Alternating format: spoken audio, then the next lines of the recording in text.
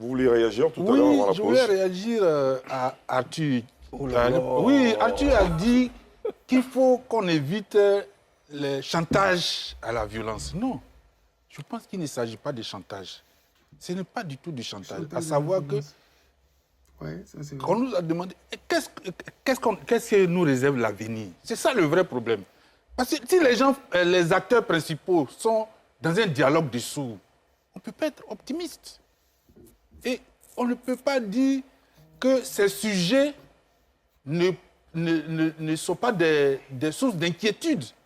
Ces sujets sont effectivement des sources d'inquiétude. On dit, notre candidat, c'est Laurent Gbagbo. Ça c'est vrai. Le président de la République a le pouvoir de faire réinscrire Laurent Gbagbo sur la liste électorale. Oui. Mais c'est quand j'écoute le discours C'est très important des pour les Ivoiriens. responsables du PPACI, Ouais. on se rend compte que même dans la condamnation de Laurent Gbagbo, il n'a pas été dit, le juge n'a pas prononcé des déchéances des droits civiques. Ça n'a pas été prononcé. Ça, c'est vrai. Dit que, comme Laurent Gbagbo est condamné à 20 ans, alors, en même temps, il perd ses droits civiques. Mais il y a des gens qui sont condamnés. Beaucoup de gens qui sont condamnés, dans la même période, qui ont été condamnés et qui n'ont même pas bénéficié de loi d'amnistie, mais qui continuent d'exercer. Et il y en a même qui sont candidats, qui parfois qui sont élus. Donc, il faut pas, ce n'est pas une affaire de chantage. C'est une affaire de vouloir la paix pour la Côte d'Ivoire. Vouloir la paix, c'est de faire en sorte que tout ce qui peut être fait pour que la paix règne, parce que les gens tiennent à ce que leur leader, surtout que la décision n'a pas été prise de façon expresse par la justice. La CEI, les gens s'en vont s'inscrire, et puis la CEI a dit non, ils ont été condamnés, et on invente, moi j'appelle même ça de l'invention. Inventer disons, des mesures qui n'existent pas dans la décision du juge. Pourquoi? Ça n'existe pas. Ouais. Tu ne peux pas me sortir la décision du juge qui dit que Gbagbo ou Blé Goudé, comme ils sont condamnés, ils ne peuvent pas être inscrits sur la liste électorale. Ça n'existe pas. Donc, je pense qu'il faut que le président de la République, qui a ce pouvoir,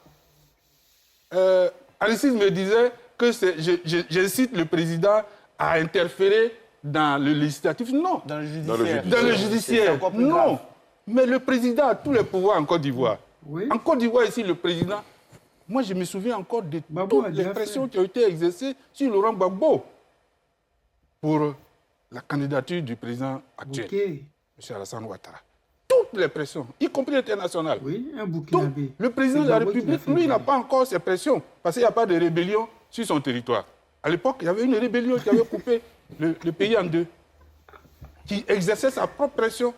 Et donc, je veux dire, un peu d'histoire, si tu veux. Oui, un peu d'histoire, si tu peux. Oui, mais laisse-le terminer. Laisse-moi faire mon histoire d'abord. Laisse-le terminer. Faire mon histoire. Je ne veux pas qu'on dise que rébellion, c'est Alassane qui est la base de ça.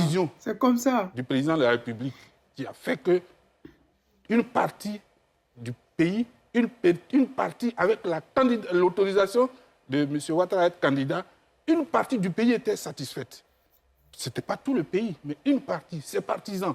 Donc, je reviens à Aristide. Effectivement, si Blé et Gbagbo sont candidats, il y a une partie de la population qui sera satisfaite.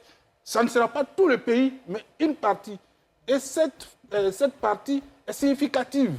Il ne faut pas négliger. Il ne faut pas négliger ça. Il ne faut pas dire que c'est du chantage à la violence.